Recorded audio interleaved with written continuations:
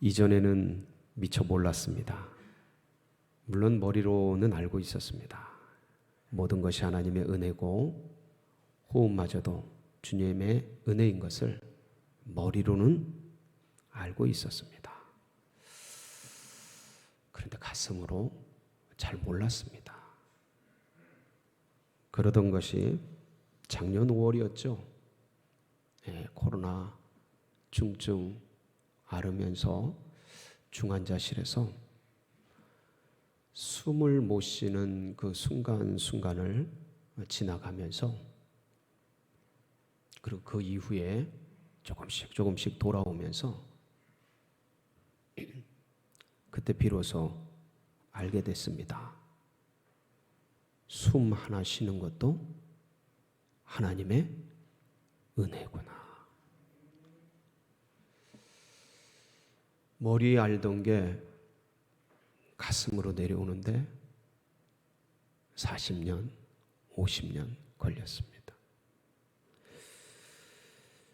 그 이후에 이제 성도님들의 배려와 섬김을 통해서 몸을 회복하고 추스리는 그런 시간을 갖다가 뜻한 바가 있어서 12월 1일이죠. 작년 12월 1일에 전격적으로 돌아오면서 에스라 기도회를 시작하게 되었습니다. 100일 작정을 해서 어제 은혜롭게 잘 마치게 되었습니다. 수백 명의 성도님들이 작정을 해서 진짜 새벽으로 밤낮으로 계속해서 함께 기도했습니다. 너무 귀한 은혜를 부어주셨습니다. 청년부터 우리 또 80대 우리 권사님에 이르기까지, 그리고 교회에서, 가정에서, 그리고 작정한 처소에서 다 같이 기도하였습니다. 열심히 기도했습니다. 근데 그때는 잘 몰랐습니다. 작정하면 다 될 줄 알았습니다. 그리고 우리 교회가 함께 뛰기 때문에 다 될 줄 알았습니다. 딴 것도 아니고 기도하는 거니까. 그리고 다른 데도 아니고 교회에서 하는 거니까. 주님 나라 위에서, 주님 위에서 함께 뛰면서 기도하는 거니까 별일 없을 줄 알았습니다. 순적하게 될 줄 알았죠. 근데 작정한 중반쯤 지나서 뜻하지 않은 사건이 생겼습니다. 그때도 코로나가 있긴 있었는데 오미크론이라는 광풍이 불 줄은 전혀 몰랐습니다. 그러니까 이게 전파력이 너무 세서 기도하시는 분들이 직간접적으로 영향을 받기 시작하는 겁니다. 어떤 분들은 직접적으로 확진이 되시고, 어떤 분들은 가정에서 자녀들이, 배우자가, 가족 중에 누군가, 옆에 있는 지인이, 직장에서 어떤 동료가 확진이 돼서 간접적으로 영향을 받아서 나올 수 없는 처지가 되는 겁니다. 한두 분 기도하는 분들이 빠지기 시작하더니 어느 순간 헝한 겁니다. 아니, 저희 사모마저 안 보이는 거예요. 저도 못 올 뻔했습니다. 저희 막내가 확진이 되면서 저도 못 올 뻔했어요. 교육관 7층에서 3일 동안 자면서 들어가면 걸릴까 봐 그러면서 어떻게든 버텼어요. 우리 성도님들, 어떻게든 걸리면 안 된다. 이거 임직식도 해야 되고. 그러니까 이야, 이런 시간을 지내면서 그때 깨달았습니다. 기도 하나 하는 것도 하나님의 은혜였구나. 교회 나오는 것도 내 마음대로 하는 게 아니고 하나님의 은혜였구나. 여러분, 머리에 있던 게 가슴으로 오는데 온 생애가 드려집니다. 우리가 주를 위해 기도합니다. 주님을 위해 헌신합니다. 열심히 기도합니다. 근데 가장 큰 축복받는 건 누굽니까? 기도하는 당사자였습니다. 안 그렇습니까? 여러분, 우리가 주님의 교회와 주님의 나라와 주님 이 민족과 결의를 품고 힘차게 기도합니다. 기도했습니다. 누가 가장 큰 혜택을 받았습니까? 기도한 당사자. 모든 것이 하나님의 은혜입니다. 이 고백을 하는 게 오늘 말씀이에요. 오늘 우리가 읽은 말씀. 모든 게 하나님의 은혜였다.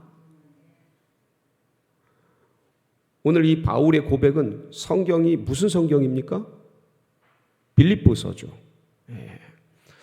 여러분, 이 빌립보서는요, 바울이 로마의 옥중에서 쓴 편지 글입니다. 편지 서신이에요. 바울은 로마의 옥중에서 4권의 성경을 썼습니다. 이걸 일컬어서 옥중 서신이라고 합니다. 에베소서, 빌립보서, 골로새서, 빌레몬서, 이 4권을 썼어요. 자, 보세요. 빌, 골, 빌. 발음 잘 하셔야 합니다. 에빌, 골빌 이렇게 가면 안 돼요. 네, 이렇게 가면 곤란합니다. 빌, 골, 빌 이렇게 외우시면 잘 안 잊어먹으십니다. 이게 옥중서신 4권인데 여러분, 바울은요 성경을 많이 썼습니다. 그런데 바울이 쓴 성경들은 다 목적이 뚜렷합니다. 대부분 로마서, 갈라디아서, 교리서신이잖아요. 이신층이 논문입니다. 논문. 아주 정교한 논문들이에요. 예? 에베소서, 교회론. 이런 성경을 썼다 하면 교리에 대해서 어떤 뚜렷한 목적을 가지고 디모데 전후서, 디도서, 그리고 목회 서신. 바울은 이렇게 치밀하게 성경을 썼습니다. 그런데 빌립보서는 바울의 간증입니다. 내면 세계를 나누는 글이에요. 빌립보 교회를 향한 사랑과 감사의 고백을 하는 그런 성경입니다. 왜 그럴까요? 도대체 바울은 빌립보 교회랑 무슨 관계가 있길래 이렇게 내면 세계를 나누는 걸까요? 자신의 신앙을 고백하는 걸까요? 여러분, 우리가 사람을 많이 알고 있지만 아무에게나 속마음 얘기합니까? 그렇지 않죠.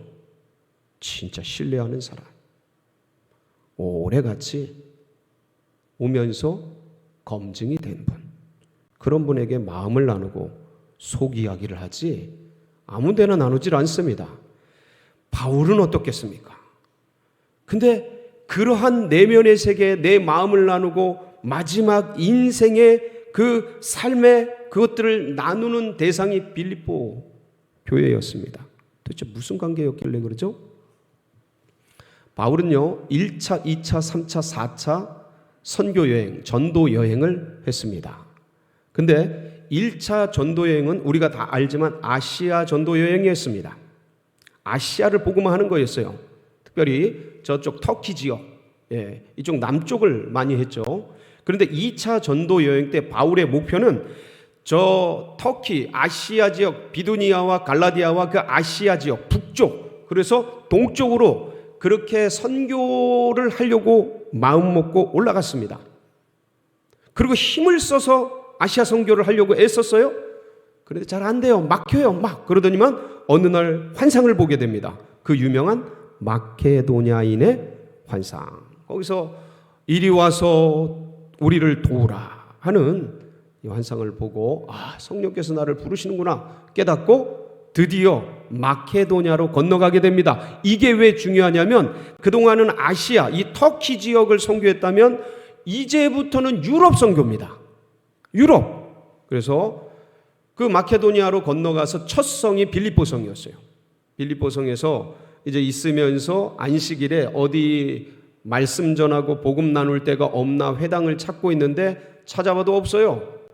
그래 보니까 저 냇가 곁에 몇몇의 여인들이 기도하고 있는 거예요. 그 보자마자 또 바울이 가가지고 복음을 전합니다. 이 복음을 전할 때에 마음을 열고 받아들인 사람이 누구예요? 자주 옷감 사업가 루디아. 이 루디아가 활짝 마음을 열고 복음을 영접합니다. 그러더니만 역시 이게 이때 당시에 자주 옷감 장사라는 게 굉장한 첨단 패션 사업이었어요. 패션 사업. 그러니까 이 여인이 이런 사업을 하니까 자주색은 특히 왕족과 귀족들이 다루던 그런 거였는데 굉장한 그러한 엘리트 계층이었죠. 그러다 보니까 이게 확실히 사업가 하는 여자라 기질이 배포가 있어요. 그러니까 영접하고 나서 나를 주 믿는 자로 알거든 내 집에 와서 식사 한 끼 하고 가세요가 아니고 내 집에 와서 유하라. 바울의 선교팀이 한두 명이 아닙니다. 많았어요. 그 팀 전부를 집으로 유하게 한 겁니다. 그리고 바울은 거기서 기거하면서 선교 사역을 감당했어요. 그러다 보니까 자연스럽게 루디아의 집이 뭐가 돼요? 선교 센터가 되고, 그리고 결신한 사람들, 영접한 사람들 다 어디로 왔겠어요? 루디아의 집으로 오니까 자연스럽게 교회가 되는 겁니다. 그러니까 최초의 열매 맺은 유럽 최초의 결신자가 누구예요? 루디아. 최초로 개척한 교회가 무슨 교회예요? 이게 그 유명한 빌립보 교회가 되는 겁니다. 바울이 복음을 전하면서 어려움을 당할 때마다 이 루디아의 집에 와서 형제들하고 위로하고 격려하고 그러고 갑니다. 그 점치는 귀신 그걸 고쳐서 고초를 당하죠. 바울과 실라가 감옥에 갇히죠. 그때 지진이 일어나서 풀리게 되죠. 그러고 나서 찾아간 곳이 어디예요? 루디아의 집. 거기서 형제들을 위로하고 함께 소식을 나누고 그리고 딴 지역으로 선교를 떠나게 됩니다. 자, 그럼 이렇게 해서 끝났느냐? 그게 아니에요. 그게 아니에요. 이 빌립보 교회는 바울이 다른 지역의 고린도, 데살로니가 어디 가서 복음을 전하든 계속 뭐 했어요? 후원을 했어요. 후원을 했어요. 그래서 바울의 고백에 의하면 오늘 우리가 이제 3장 12절로 14절을 읽었는데 4장으로 넘어가면 거기에 그런 말씀이 있습니다. 너희가 그 보낸 그 예물은 향기로운 예물이라고, 주님이 받으심직하는 향기로운 예물이라고 굉장한 감사와 고마움을 표하게 됩니다. 예물만 보낸 게 아닙니다. 바울이 로마에 갇혔잖아요. 이 빌립보 교회는 에바브로 디도라는 정말 뛰어난 걸출한 이 성도를 바울을 뒷바라지하라고 로마 감옥으로 보냅니다. 그리고 연보도 재정도 함께해서 바울을 끝까지 처음부터 끝까지 후원하고 도와준 교회가 어디예요? 빌립보 교회예요. 그건 남다른 거예요. 바울에게는 첫사랑과 같은 거예요. 어떤 면에서는 유럽의 모 교회 같은 게 빌립보 교회인 거예요. 그 교회에 자신의 신앙과 자신의 고백과 자신의 간증과 자신의 내면 세계를 끌어내서 알리고 전하고 함께 기도를 요청하는 겁니다. 그러면서 자신의 신앙의 선포를 담아서 이 말씀 속에 기록을 하는데 그 엑기스 말씀이 빌립보서 3장 12절로 14절 우리가 읽은 본문이에요. 여기를 쭉 짜면 두 가지를 바울이 얘기하고 있습니다. 첫 번째가 뭐예요? 13절이에요. 13절 말씀 한번 같이 공독해 볼까요? 형제들아, 나는 아직 내가 잡은 줄로 여기지 아니하고 오직 한 일, 즉 뒤에 있는 것은 잊어버리고 앞에 있는 것을 잡으려고. 뭐 하겠다는 겁니까? 뒤에 있는 것은 잊어버리고. 무슨 의미입니까? 지금까지 여기까지 오면서 이루었던 모든 것을 내려놓겠다라는 뜻이에요. 지금까지 이룬 성취들 내려놓겠다, 잊어버리겠다. 그럼 바울은 지금 로마의 감옥에 갇혔다 그랬지 않습니까? 말년입니다. 바울의 말년이에요. 바울은 다메섹 도상에서 예수님을 만나고 이 로마의 감옥에 갇히기까지 오랜 시간 동안을 주를 위해서 충성했습니다. 그러면서 이룬 업적이 참 굉장해요. 굉장히 많습니다. 아시아 최대 선교사가 누구였습니까? 바울이었어요. 유럽 최초 선교사가 누구예요? 바울이었습니다. 바울이었어요. 그럼 누구보다 많은 성도들을 영접시키고 결신시키고 예수 그리스도를 믿도록 그렇게 전도하고 선교했던 사람이 누굽니까? 바울이었습니다. 여러분이 기억하는 성경에 나오는 신약 성경에 나오는 교회, 데살로니가 교회, 고린도 교회, 여러 교회들 그거 누가 다 개척했습니까? 바울이 개척했습니다. 셀 수 없이 많은 수많은 교회를 개척을 했습니다.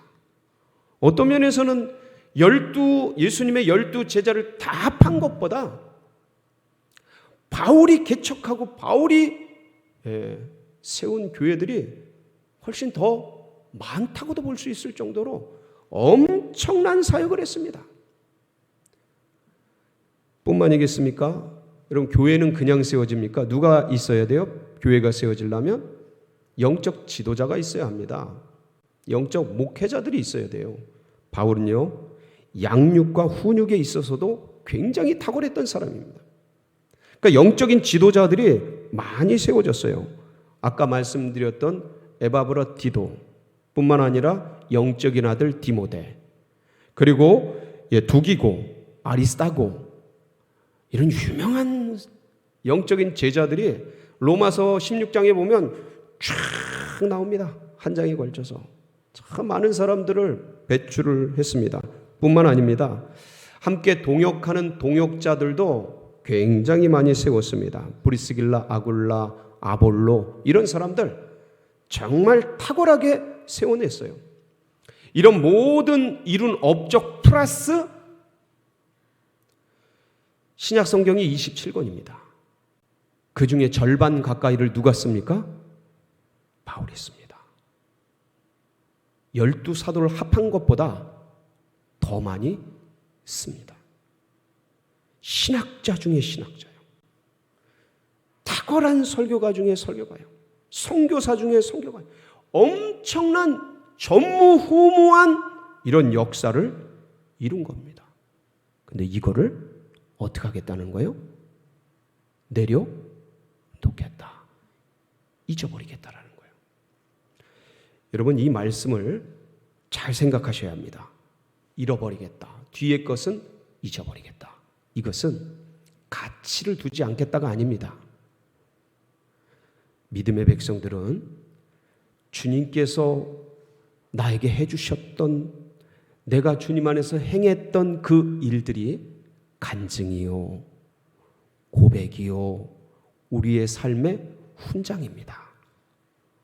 이게 없이 어떻게 주님을 증거하고 주님께 고백을 할 수 있습니까? 이건 그리스도 예수 안에서 큰 자랑이요, 삶의 흔적이요, 기쁨입니다. 바울이 내려놓겠다라는 의미는 나의 의를 삼지 않겠다라는 겁니다. 이것으로 주를 드러낼지언정 나를 드러내진 않겠다라는 의미입니다. 내가 잊어버리겠다. 지난 것은 묻어두겠다. 뒤로 하고 던져버리겠다라는 바울의 고백은 이것이 나에게 영적 거품이 되지 않게 하겠다라는 선언입니다. 우리 교회는 지난 45년간 개척부터 시작해서 지금까지 엄청난 선교 사역을 이루었습니다. 정말로 열심히 해왔습니다. 수십 년간 다음 세대를 키우기 위해서 장학 사업을 아낌없이 해왔습니다. 어려운 이웃들 돕느라고 교종 사역, 그리고 힘든 장애우들 돕느라고 늘 푸른 사역, 뿐만 아니라 계속해서 그들과 함께 동거동락하면서 열심으로 섬기고 지역 전도하고 그리고 국내 어려운 개척교회들 돕고 선교하는데 아끼지 않냐고 여기까지 왔습니다. 누구보다 일찍이 실버 사역을 해왔고 그리고 앞서서 방송 사역을 해왔고 이런 모든 일들을 끊임없이 해오면서 지난 20년간은 교파를 초월하고 교단을 초월해서 예수 제자 훈련 학교를 해왔습니다. 지금도 하고 있죠. 저 옆에 주차장은 수십 년째, 저 화장실은 수십 년째 지역에 개방해서 다 같이 쓰고 있습니다.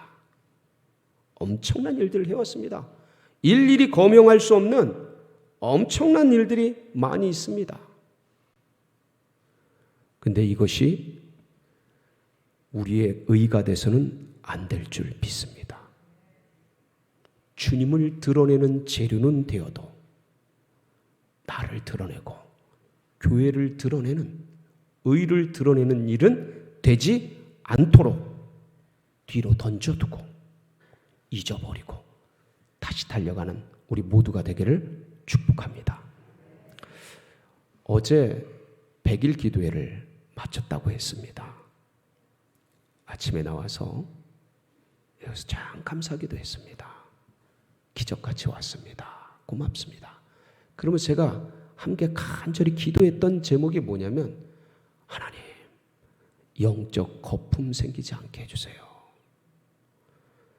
이루었다 해냈다 이게 내 의가 되지 않게 해주세요. 하도 당해서 같이 긴장하면서 기도를 했습니다. 너무 기뻤어요. 잘 맞춰서 어려운 중에도 해냈으니까 너무 기뻤습니다.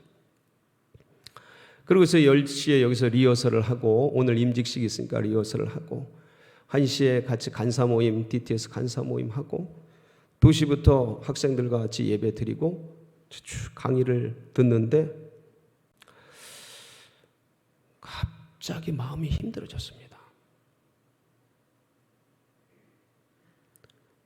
DTS가 부담스러워졌어요. 뭔가 어려워지는 거예요, 마음이. 아무도 몰라요. 저 혼자 개인적으로 마음 안에서. 그래서 내가 왜 이러지? 내가 왜 이러지? 정신을 못 차리겠는 거예요. DTS에서 강의 끝나고 밥 먹으면 7시예요. 근데 그 전에 나오면 6시입니다. 그래서 이거 좀 뭔가 좀 이상한데 그러면서 잠깐 좀 일찍 나와서 정리를 한 다음에 집으로 왔습니다. 집으로 와서 이제 저녁을 하고 그리고 잠이 들었는데 이제 잠을 청했는데 계속 마음이 편하지 않은 거예요. 불편한 거예요. DTS가 부담이 됐었던 거예요. 그러고서 이제 잠을 자고 오늘 주일 새벽에 깼습니다. 일어나면서 어제 일이 너무 민망한 거예요. 죄송하고 내가 왜 그렇게 불편했고 힘들었지? 그러면서 주님 앞에 죄송합니다 하고 엎드려서 기도하는데 왜냐하면 이 불편한 상태로 어떻게 성전에 나가고 주일을 나가고 예배에 서서 말씀을 전하겠습니까? 그러니까 이걸 풀고 가야 되는데 어떻게 해야 될 줄도 모르고 내가 왜 불편한지도 그때 몰랐어요. 왜 어려운지, 왜 머리가 복잡한지 이거 잘 몰랐습니다. 그래서 주님 죄송해요. 제가 어제 너무 뭔가 어렵고 힘들었는데 너무 죄송합니다. 풀어주세요. 그런데 갑자기 너 지난주까지 이 어려운 상황 가운데 DTS 열어주셔서 감사합니다. 기적입니다. 이건 은혜입니다. 이건 불가능한 일을 주님이 하셨습니다. 막 그러면서 좋아하지 않았냐? 근데 지금 똑같은 상황인데 왜 힘들어하지? 왜 어려워하지? 저에게 그걸 보여주셨어요. 그래서 진짜 그러네. 그렇게 좋아했던 내가, 그렇게 흥분했던 내가, 그렇게 기뻐했던 내가 갑자기 왜 부담스러워졌지? 어제? 왜 힘들어졌지? 그러면서 주님 앞에서 기도하면서 파고 들어가 봤더니 100일 기도에 마쳤잖아요. 끝났다. 해냈다. 이제 좀 쉬자. 여러분, 쉬는 거는 죄가 아닙니다. 문제가 없어요. 이럴 때 좀 여백을 갖고 여유를 가지면서 매듭 짓고 영과 혼과 육을 좀 안식하면서 쉬는 건 전혀 문제가 없습니다. 그거는 인간이니까 다 그렇게 해야 됩니다. 자, 그런데 섰다고 하는 자요, 넘어질까 조심하라고. 그렇게 긴장하면서 그랬건만 어느 순간 DTS 딱 들어가면서 이거 좀 쉬어야 되는데 부담인데 라는 그 마음을 다루지 못하고 허용해버린 거예요. 허용하면서 그게 내 마음에 쑥 들어와가지고 머리가 그냥 내일 임직식도 해야 되고 모두 준비해야 되고 누구 연락도 해야 되고 감사도 해야 되고 이거 지금 몇십 명이 연락 오는데 이거 다 처리해야 되고 갑자기 머리가 얽히면서 나 이거 다 했는데 지금 이게 뭐냐? 라는 자기의 영적 거품, 그게 생겼던 거예요. 그러니까 얼마든지 마음을 편하게 가질 수 있는데 그게 아니고 주님 안에서의 안식이 아니고 갑자기 짜증스러워지고 뭔가 개인적인 내면에서 귀찮아지고 부담스러워지고 그렇게 여겨진 거예요. 주님 앞에 오늘 새벽에 제가 회개했습니다. 하나님 죄송합니다. 그렇게 하나님의 기적이라고 좋아했던 인간이 그거 꽃내놓더니 귀찮다, 부담된다. 여러분, 이게 인간이에요. 제가 주님 앞에 정중히 회개했습니다. 그러니 주님이 받아주시더라고요. 그래서 제가 섰습니다. 사람이 이래요. 내려놓지 않으면 거품 생깁니다. 자기 의가 됩니다. 절대로 앞으로 못 나갑니다. 사랑하는 우리 성도님들, 우리의 의가 되지 않도록 오직 예수 그리스도의 보혈만이 우리의 의가 되도록 여러분 그 잊지 않고 꼭 붙들고 나가시길 바랍니다. 바울이 두 번째 얘기한 건 뭐냐면 14절이에요. 14절 한번 보실까요? 네, 같이 한번 읽어보겠습니다. 푯대를 향하여 그리스도 예수 안에서 하나님이 위에서 부르신 부름의 상을 위하여 달려가노라. 무슨 얘기하는 거예요? 뒤에 거 잊어버리고 뒤에 거 내려놓고 어디를 향해? 앞을 향해? 하늘을 향해? 푯대를 향해? 부르심을 향해? 뭐 하겠다라는 거예요? 달려가노라. 할렐루야. 근데 여러분 생각을 해보세요. 지금 바울 어디에 있어요? 이 편지를 쓸 때 지금 바울이 어디 있다고요? 로마의 감옥에 매여 있습니다. 근데 그의 비전과 그의 꿈은 매여 있지 않은 거예요. 그의 목표는 매이지 않은 거예요. 지금 어디 있다 그랬죠? 감옥에 있는 겁니다. 그런데 그의 주님의 부르심을 향한 열정과 소망은 어디에도 갇혀 있지 않은 거예요. 지금 여기서 바울이 사실은 로마에서 죽을 걸 알고 갔습니다. 그 밀레도에서 에베소 장로들에게 이제 다시 못 볼 거다라고 할 때 에베소 장로들이 눈물을 흘리면서 그리고 수많은 성을 돌 때 가지 말라, 가면 결박과 환란이 기다린다. 그때 뭐라고 고백하냐면 나의 달려갈 길과 주 예수 그리스도의 받은 사명을 완수하려 하면은 나의 생명도 조금도 아낌없. 그러면서 달려갑니다. 그러면서 나아가요. 그리고 주님께서 성령께서 계속해서 네가 이곳뿐만 아니라 로마도 보아야 하리라 하면서 이 전체적인 내용을 딱 들으면 로마에서 순교를 하겠구나라는 것을 사실은 바울도 알고 갑니다. 그걸 갇힌 거예요. 로마에. 그리고 어떻게 될지 알고 있는 거예요. 근데 그런 거를 돌아보지 아니하고 앞에 있는 표대를 향해 주님께서 부르신 부르심의 상을 향해 달려가겠다라는 사명 선언에 대한 고백입니다. 사랑하는 성도 여러분, 우리를 주님께서 여기까지 인도해 주셨습니다.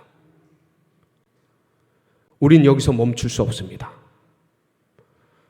여러분, 어제 기도가 끝났습니다. 좀 쉬시고 영혼육을 추스리시고 여유를 가지시고 안식과 쉼을 가지시고 여러분 다시 허리를 동이고 달리시기 바랍니다. 3355 중보기도팀 만드세요. 홀로 기도해도 좋지만 중보기도팀 만드시고 그래서 전심으로 다 같이 기도하세요. 합심해서 기도하세요. 지금까지 전도팀, 셀 모임 이 코로나로 인해서 다 미뤄뒀습니다. 뒤로 미뤄뒀습니다. 우리가 다 압니다. 그런데 이제 다시 뛸 때가 됐습니다. 다시 부르심의 상을 향해 달려갈 때가 됐습니다. 여러분 멈추지 마시기 바랍니다. 오늘 임직자 세워집니다. 50명이 넘게 세워집니다. 장로가 10명이 넘게 세워집니다. 새 시대 새 일꾼 주님께서 세워주셨습니다. 오늘 세울 겁니다. 근데 세우는 것으로 끝이 아닌 줄 믿으시기 바랍니다. 이제 시작인 거예요. 주님께서 나를 불러주시고 세워주셨으니 큰 일도 감당하게 하실 겁니다.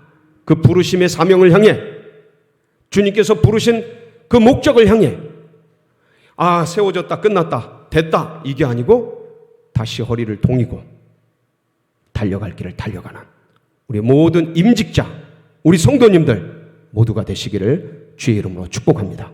같이 기도하시겠습니다.